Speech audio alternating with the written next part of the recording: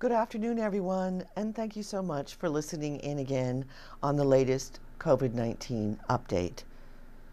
So much has happened within our nation in this last week, and along with COVID-19, our world has changed in so many ways, more than we could have imagined. We need to support each other through these times with peace and hope, despite the turmoil of the events that are occurring around us. And with the rollout of the COVID vaccines in 2021, this is a stunning achievement considering we barely understood this virus less than a year ago. Today, our public health department, in collaboration with 7 other local communities, will vaccinate our first responders in the area. Thank you to our health director, Frank Giacalone, his staff, and staff from all the other municipalities for coordinating this effort for Phase 1 to ensure that our first responders gain immediate access to the vaccine. It is a hopeful sign that we can begin beating back this virus.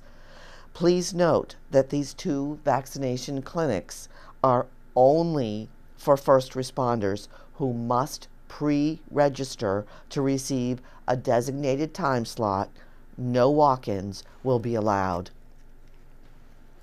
Additionally, we understand that our residents aged 75 and older are also included in the first group of Phase 2, which is expected to begin sometime in February.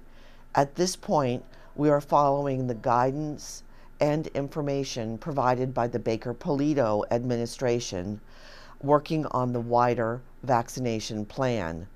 Health experts are hopeful that April will begin the vaccinations for the general public. As soon as we receive definitive guidance and information on the rollout of Phases 2 and 3, we will share that information broadly to everyone through our communication channels. I understand how anxious many are to get vaccinated, but we do not have the additional information on the next round of vaccines yet. Please be patient and realize how inundated our health department is at this moment in managing cases, outbreaks, and inoculations. Please be patient. Notifications will be widely distributed. I thank you in advance for your patience and your cooperation. Separately, we have also partnered with an outside contractor and began COVID-19 surveillance testing this week for our teachers and our staff. After this initial baseline testing, we will set up, hopefully, weekly pool testing until the vaccination is available to educators in Phase 2, hopefully beginning sometime in February.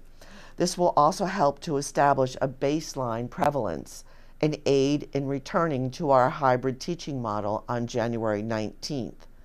As part of the state's initiative, we also hope to add pool testing for students in specific grades and cohort groups, with the goal of keeping the hybrid model and gradually moving towards full in-person learning. Newburyport remains in the yellow category this week as a minimum risk community. However, our recent 14-day positive rate is 4.8%, which is below the high-risk threshold of 5%, just barely. However, our 14-day positive case rate of 41 per 100,000 remains well above the red threshold of 10 per 100,000. There have been 143 new cases in a 14-day period as of yesterday, and a total of 905 cases since the start of this pandemic. And sadly, we have lost one more resident, which makes 29 residents have died from the coronavirus. On a business note, I'd like to mention a few important items for our business community. Tomorrow, January 15th, is the last day for applying for funding to the state's $668 million business relief package that is being administered by the Massachusetts Growth Capital Corporation. If you are listening, please review the program's overview online at empoweringsmallbusinesses.org. It is also posted on our city website. This program is intended to assist the hardest hit small businesses. Businesses can apply for up to $75,000, and I encourage all to apply. Amesbury and Newburyport, as I have mentioned, were also awarded $800,000 from the Department of Housing and Community Development to specifically support small businesses affected by the pandemic. Since the program launched in September, we have granted $193,000 in small grants to 20 Newburyport businesses. Eligible small businesses can still apply for up to $10,000 in grant funding, which can be used to address deficits in operating expenses such as payroll, rent, or mortgage payments, or hiring a consultant to provide legal, accounting, marketing, and/or web development services. Our local businesses are an essential part of our community, and we want to help them recover from this pandemic. Please visit the city website and go to Small Business Relief Grant Programs, now available on our homepage, for more information and how to apply. The city also continues to have funding available for those having difficulty paying rent due to the economic impacts of COVID-19 from our Emergency Rental Assistance Program. The grants provide short-term relief to low and moderate income families whose incomes have been adversely affected by the pandemic. To learn more and to apply for assistance, please contact Pettingill House, Inc. at 978-463-8801. I also would like to mention some other city business updates. I'm excited to talk about a new bill that was passed by the legislature and signed by Governor Baker this past week on sewage pollution, or as it's termed, combined sewer overflow, or CSOs, in public waters. This bill requires sewer system operators to issue a public advisory within 2 hours of a sewage discharge every 8 hours until the discharge has ended. This is a vast improvement to the existing notification system and will allow for more data collection of the pollutants coming down the Merrimack River. While the bill does not directly curb the amount of raw sewage being dumped into the Merrimack, it is a critical step in our collective efforts to understand the effects of CSOs on the Merrimack River and our community. This law is critically important to all communities adjacent to waterways who are subjects to CSOs or sewage discharges. As an end user of the Merrimack River, Newburyport experiences combined sewage and stormwater discharges from upriver communities nearly every time it rains. We have been working with the Merrimack River District Commission on developing a pilot notification system to alert our residents, boaters, fishermen, swimmers, and others from using the river and beaches when there are high bacterial levels. I am very grateful to our legislators and the many advocates who have worked on this initiative for several years. The Department of Environmental Protection will now work with sewage treatment operators on establishing a public notification system for sewage spills in local waterways. The wastewater treatment facility shoreline resiliency project is well underway since we began a month ago. The project features construction of a sloped stone revetment wall, an elevated berm behind the wall, and a paved trail on the top to complete the missing riverfront section of our rail trail. This will stabilize roughly 900 feet of Merrimack River shoreline. The contractor has cleared vegetation, removed debris, and installed over 350 feet of sloped stone revetment to date, as well as begun bringing in fill to raise the grade.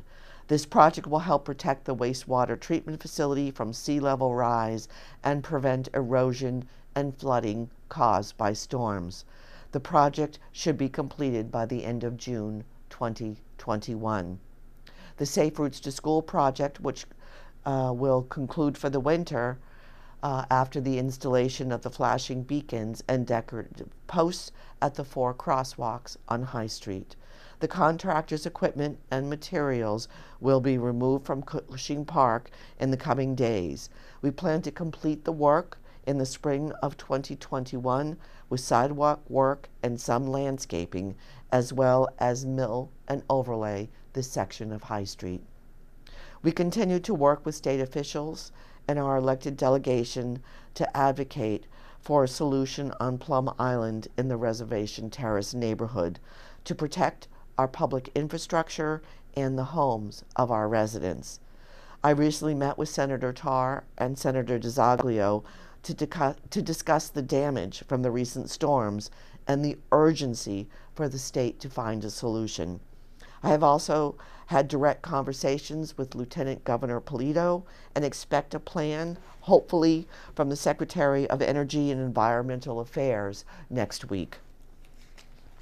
We continue to review options for a permanent new home for Newburyport Youth Services, who provide significant support and programming for our city's youth and their families. One possibility is the building at 57 Low Street that the city has been working with the National Guard and the state to purchase for $220,000, a substantially discounted price for property in our city. The site could work as a phased-in development for youth services. The department has been housed at the Brown School since 2015, which was intended to be a temporary location. There's been much discussion and assessment of the site as we work with members of our city council. The acquisition provides the city much-needed land, facility, space, and flexibility for future city operations at a centralized location. The state gave the city a 60-day extension on the closing of the property until March 1st, so we can assure sufficient time for the City Council to review reports and have their questions and concerns addressed. Please be advised of the city's municipal code regarding snow and ice removal in effect for this winter. As a reminder, residents are not permitted to throw ice and snow into the street. Tenants or occupants of any building or lot of land in the city must also remove all snow from sidewalks within 6 hours after the snow stops during the daytime. If snow stops falling at night, people have until noon to clear the sidewalks bordering any property they occupy. We will be making changes to enforcement by allowing our DPS personnel to have the authority to ticket and enforce those throwing snow into the street during storms and affecting their ability to plow our streets. We recognize that some people may not be physically able to actually clear snow and ice on their own. Please know that the Council on Aging, in collaboration with the Newburyport Youth Services, have people available to provide snow clearing, either for a small fee or on a volunteer basis. Lastly, there's a promise of light on the horizon. We have 2 vaccines currently approved and available soon to the whole society. There's hope for a gradual return to normalcy, whatever this will look like in a post-pandemic world. The rollout of COVID vaccines is a huge step in the battle against this virus, but we must understand that this insidious virus is all around us, with numbers of positive cases continuing to climb. The vaccine process will take many months, and we must continue to wear masks, socially distance, and sanitize our hands. Please be mindful for the support and care of our community. Thank you, and have a nice weekend.